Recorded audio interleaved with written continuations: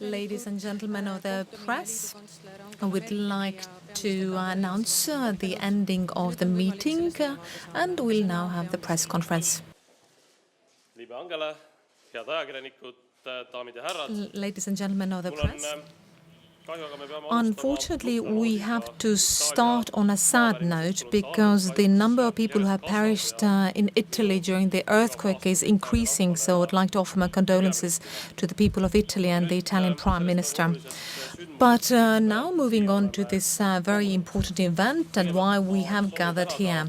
So first of all, I would like to thank personally Federal Chancellor Angela Merkel personally, because she has had a key role to play when it comes to running the events in the European Union through the crisis and managing these events, keeping Europe united even at the most difficult time. And diplomatic relations between our countries were renewed again 25 years ago on the 28th of August after we regained our independence. And now, quarter of a century later, we can see that the proof of our relationships are hard to put into words because Estonia and Germany have very good relations, and Germany is an extremely important ally and partner for us. So our understanding of the European future, the need to improve the security situation on the east wing of NATO and the situation regarding the Ukrainian conflict and Russia, our understandings are very similar. Thomas Mann has said that we need more European Germany, not German Europe. Sein Vorbild anregt, bessere Europäer zu sein. So this is the time when Europe is in the clutch of crises and has important decisions to make. I believe also that we need more European Germany, or Germany which looks more, or Europe who looks more like German. So we now are facing many choices. We have had the shock of the UK opting to leave the European Union, and now in Bratislava we'll be meeting with 27 heads of government where we have to solve many important issues and also decide how we're going to carry forward. Of course, the European leaders are expected to focus on our problems at hand.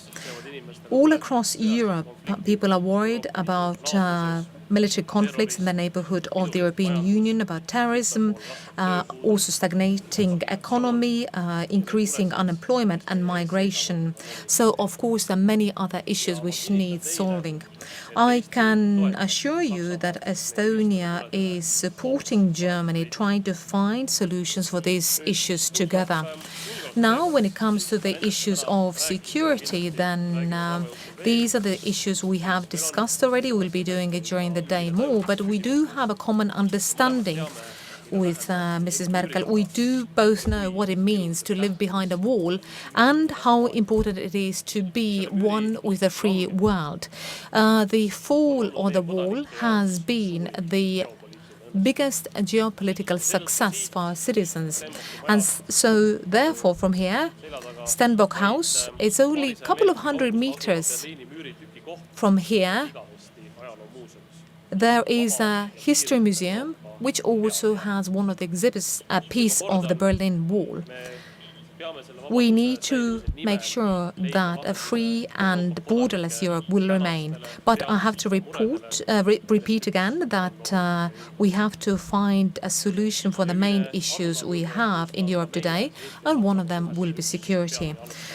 So common understanding of security is one of the main pillars of our close relations, and the presence of Germany in our region is of utmost importance, and from here, from Estonia, this is where also the security for Germany and Europe starts from.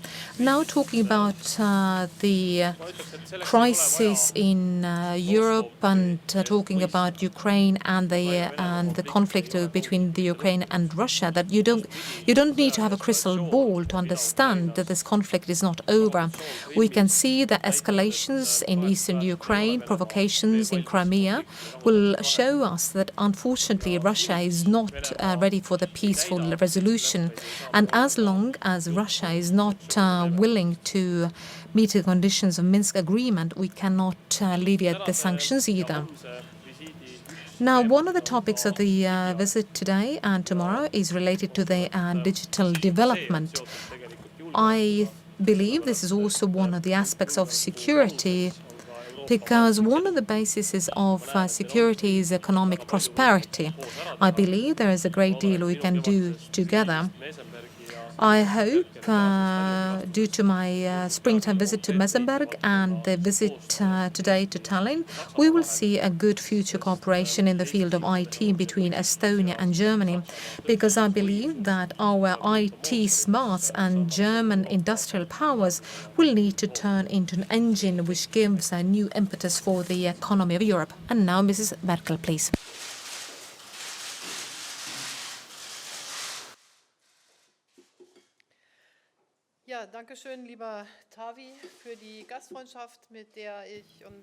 Thank you, dear Taavi, for the hospitality that has greeted myself and the members of my delegation. We are delighted to be able to be here in Estonia today. But before commenting on bilateral relations, I'd like to use this opportunity to convey my sympathy to the people of Italy, the victims of the earthquake. The images we've seen on television are horrible. We are ready to do whatever we can, if so requested, to be of assistance to Italy, and our thoughts are with the people in that region of Italy. Allow me to begin by congratulating you on the 25th year anniversary of the independence of Estonia. In a few days we will be celebrating the anniversary of diplomatic relations between Estonia and Germany. 25 years indeed, and a close and friendly relationship has grown between both our peoples and nations. And in those 25 years we've been able to learn from each other. We are cooperating very closely as members of NATO, but also as members of the European Union, and that basically is the roof or the motto or the major priority that subsumes my visit. We try to assist each other. We've been talking about Article 5, according to which we provide mutual assistance in the framework of NATO. We are preparing for the summit in Bratislava. We've been talking about NATO framework nations operations. We've been talking about contributions we can make in that regard, and in so doing, I think we are making it very clear that we stand up for each other as members of NATO. I was very grateful to the Prime Minister to come in spring this year to visit us and to share his expertise with us in Meseberg. Estonia is a pioneer and a good example, a model case really in that regard. Germany happens to be a federally structured country. We can look back on a long development without the age of digitization. Thus, change is anything but easy or speedily brought about, but we want to learn from your example. And thus, I am happy to also use my visit here today and tomorrow to learn more about how you implement e-government. Today, in the first exchange of views we focused mainly on the situation in the European Union, about the preparation, as I said, of the upcoming meeting of the 27 in Bratislava, about the agenda of the next few weeks. Both our countries, of course, both our governments deeply deplore the outcome of the referendum in Great Britain.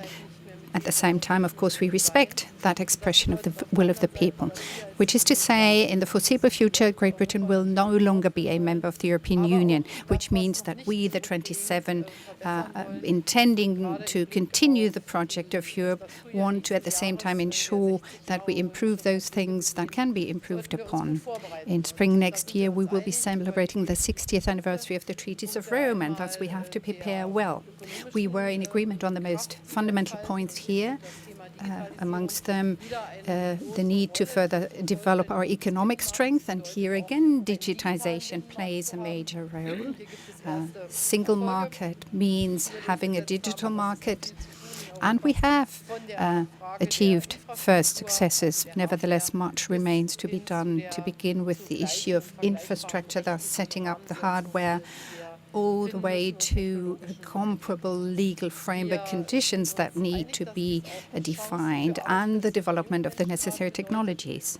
We are in agreement that this will open up job opportunities, especially for young people. We have a fairly high level of unemployment in many member states of the European Union. Thus, economic success is also a guarantee of prosperity and of jobs, and we will continue to work in that direction. We both agree that the topics of internal and external security, the threat of terrorism and the common fight against that challenge is a common task. In those areas too, we will continue to work together. What is going to be decisive now, and we do have a number of bilateral or multilateral contacts amongst the member states of the European Union, what is going to be important and imperative now is that we listen to each other and that we learn from one another. And in so doing, we want to decide a good agenda for the next few weeks and months in order to enhance the effectiveness of the European Union. Thus, I am very grateful to you. After many years, I think it's almost 8 years, I've been provided with the opportunity to be back in Estonia. We will have the opportunity to visit the NATO Cooperative Cyber Defense Center of Excellence to learn more about cyber defense, but also have the opportunity to speak more comprehensively about international conflicts. And I'd like to thank you for the support that you have shown to us in the process of Minsk. And that is what we have, the Minsk agreements, but the implementation of these agreements has proven very difficult indeed, and we need to show stamina here. We are anywhere close to the successes I would wish to see. We have the support of other European countries such as France, and we will continue to work in the direction of finding a settlement for that conflict too. Thank you very much indeed. Thank you very much. And now we can take questions from the Estonian and the German media. Estonian Päevaleht, Eesti Päevaleht. Thank you very much, Raimo Poom, Eesti Päevaleht. I have a question for both of you. You both mentioned as a shocking decision of Brexit, but now you said that 27 member states have to move forward with the future development. But at the same time, this question of indecisiveness, will there be a Brexit or not, will overshadow all these good things you're trying to do now in the future, and also will give future further strength to the populists who say that, well, we can do anything we want, nothing depends on it, we can have a referendum. How long will you wait for a decision to be made, and when do the Brits have to actually say what they're going to do?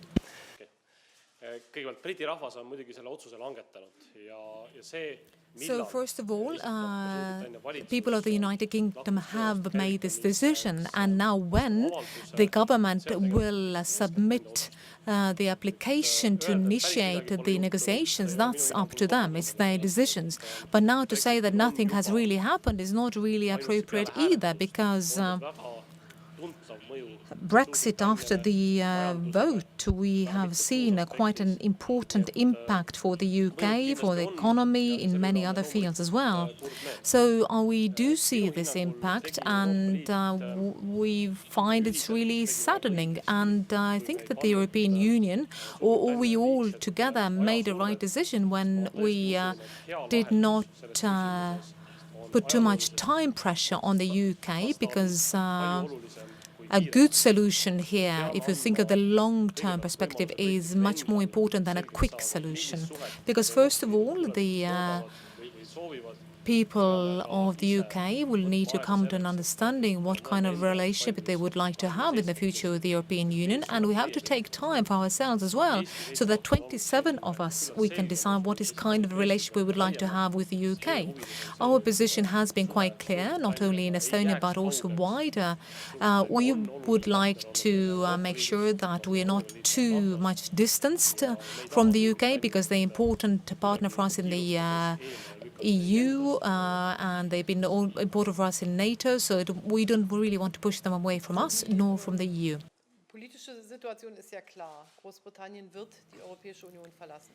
Well, the political situation is obvious. Great Britain is to depart, to leave the European Union. Thus, we, the remaining 27 members, will have to prepare, and that is the purpose of the meeting in Bratislava, on defining the priorities, the areas on which we intend to focus. Secondly, the legal framework is equally clear. Great Britain has to submit an application, and until that has happened, we cannot provide an answer as regards the relationship as we perceive of it with Great Britain.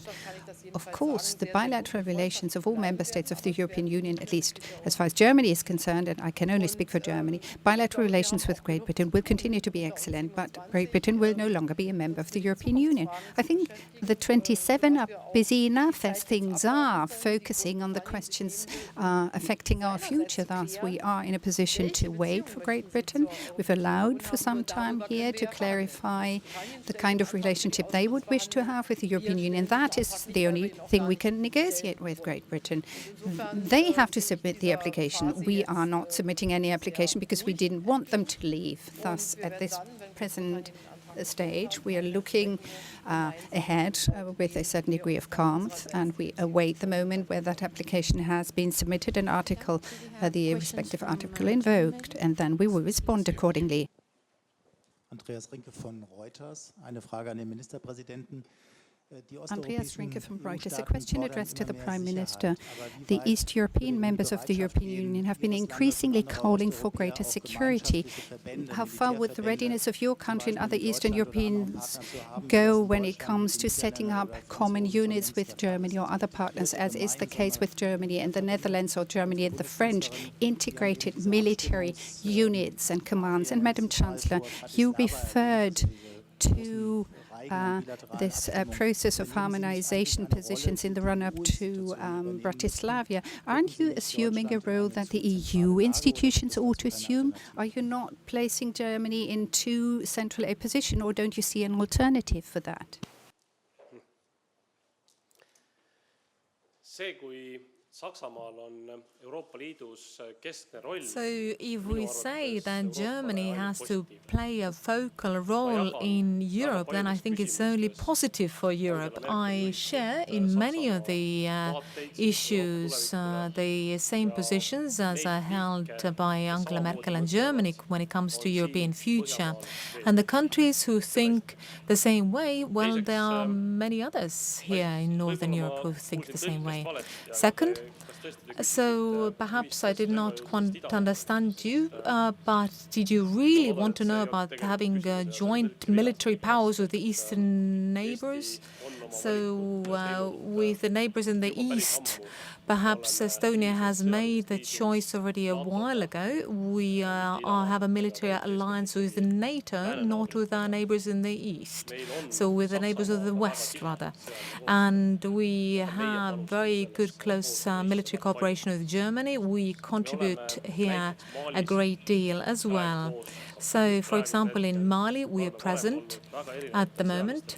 We have been also on many military missions together before.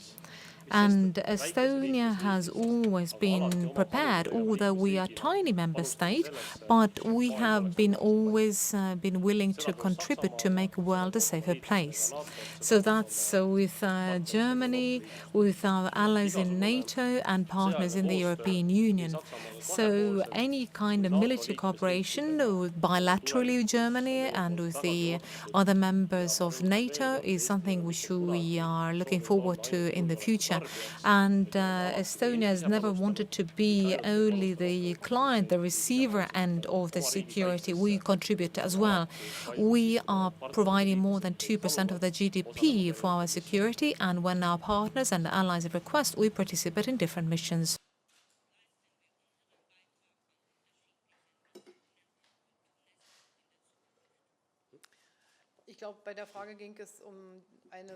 I think actually the question was about whether you would have something like the Franco-German brigade. You know, France and Germany cooperate, Denmark, Poland and Germany cooperate and have set up a brigade together. Whether the question addressed to you was whether you think that that is something conceivable. I don't think that are any fundamental impediments to that. It's, of course, the difference between the countries is that such that we would probably have to take another country on. But as far as Poland is concerned, I don't see any major ideological barriers preventing us from having that kind of cooperation in the military field. We have many joint activities, really. Now, as regards your question about the run-up to Bratislava, the European institutions represented by Donald Tusk and Jean-Claude Juncker are active. Donald Tusk has already paid a visit to me. Juncker is talking, or in the process of talking to all the member states, and will continue to do so, irrespective of what other countries might be doing. Thus, you may have taken notice of the fact that a number of meetings are taking place, and it's good to listen to as many countries and governments in the EU as possible, even smaller groups, address them and listen to them, and to see how they view the situation now after the decision on the British Brexit has taken place, and how they conceive of our approach that will take us from here into the future. Now, as far as Germany is concerned, our economic strength and our population size, we are a fairly big country, but we are nevertheless the member of a council where we take unilateral decisions. And thus, a country like Germany is well advised to listen carefully to what others have to say. We have to listen carefully. We have to learn from each other. And of course, try to, find that new balance. Interpret that and develop it appropriately amongst the 27. Great Britain, a country that equals 15% of our GDP in the European Union, has decided to leave from the European Union. And of course, that means that we will be lacking a very important partner. Thus, we have to, right from the outset, make sure that we tackle that in a well-thought-through process, that we are calm and respond carefully. If we start on the wrong foot here, rushed into over hasty actions for action's sake, then I think we are probably prone to make many mistakes. And it's very good that we have allowed for that amount of time. Bratislava is not the summit for decisions to be taken. It's a summit where we will decide on an agenda, and then month by month we are going to deliver according to the timetable. Perhaps I did not quite understand the question very well before, because if we talk about the eastern neighbors, then NATO does not reach any further east than we are. But if we talk about institutionalized cooperation, then of course we have a very well-functioning Baltic battalion, which is of a more permanent nature. And it is possible to be used for exercising and other formats as well. And we have had also ad hoc missions as well. And also right now under the United Nations, we are in sharing a battalion with the Irish and the Finns. In Central African Republic, we were sharing the workload with the French, and recently we were in Afghanistan with the Brits.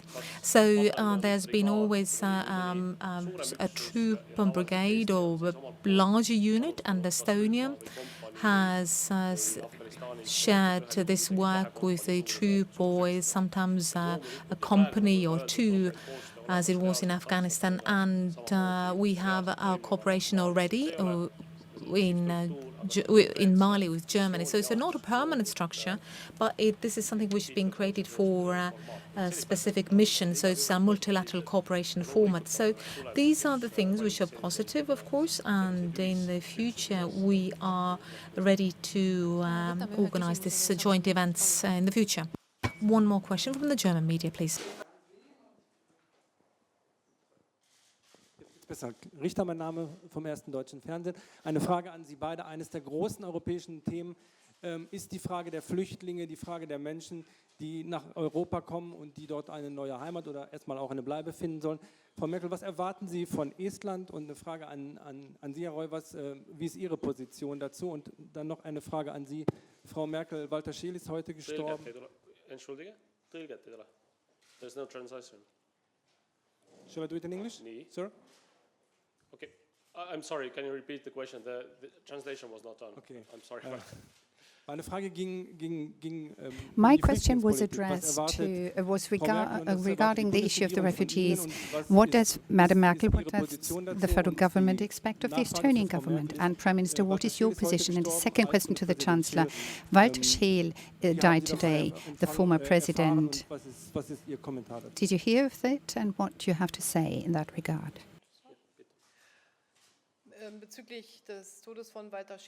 Regarding the death of Walter Scheel, I'd like to say that, of course, we were saddened to hear the news of him passing away. I heard about it earlier. He was a very popular federal president, deeply impressive for many people, and I think he left his mark on Germany during his term as federal president. He was a very successful foreign minister for a long spell of time, and of course we are very saddened by the fact that he has passed away. I will very soon get in touch with the federal president to initiate the necessary steps. Now, as regards our policy on refugees, the situation is as follows. The steps taken by the Europeans have been discussed by the Europeans beforehand. We agree on the necessary need to protect our external borders. Estonia and Germany have worked together in order to make sure that Frontex can be adjusted to the situation in a short time and a European Coast Guard can be set up. Estonia, and we welcome that, has time and again assisted other countries in protecting their borders. We believe, both of us, that we have to tackle the root causes of these refugee movements, that we have to fight the traffickers, and this is why we both supported the agreement between the European Union and Turkey. Both of us believe that we have done justice or have to do justice and face up to our humanitarian burden and challenges, which means we have to be more active on the ground in situ. We talked about the need to expand our partnerships beyond Turkey, enter into development partnerships with other countries, and we intend to work together here. Now, as far as the question of taking in refugees are concerned, I'm very grateful to the fact that despite the times very controversial debate that has taken place, Estonia is standing by the decisions taken by the members of the European Union and doing its bit. But it's important, first and foremost, that we provide an opportunity for the refugees in their home country so that they can, do something on the ground before they have to fight. And then we also have to fight illegal traffickers and their dealings. If I may, I would also like to extend the condolences of people of Estonia to the people of Germany and also to the family of Walter Scheel. It is sad news for all of us. Now coming to the refugee policies and migration crisis, then in difficult situations, Europe can manage. Europe can cope if we all contribute and we all support each other. It has been so when some of the European countries needed help in the field of finance, and it is also the same right now when we are facing a migration crisis. I do agree with what the Federal Chancellor just said, and I would like to stress once again that the most efficient way to handle the migration crisis is that we need to support the neighboring countries of the countries of origin, the source countries. So these are the countries where the people tend to go immediately after the aftermath of the war. So we support these countries financially, with advice. We have done so with the European Union. We have done it bilaterally as well, and we need to continue it and to strengthen it. So it has been one of the policies where we have seen positive impact. I don't want to be too optimistic because the crisis is far from over, but still, when we come into an agreement, we have an arrangement with the neighboring countries, then it could function really well. Now we have time only for one question, so Estonian Broadcasting Company, please. Pahur Lauri. German Minister of Foreign Affairs has criticized NATO exercises in Eastern Europe. When the German conservatives next year during the elections are not doing very well, then Mrs. Merkel, what do you think? Would the German policies change towards Russia, especially when it comes to security in the Baltic region? Thank you.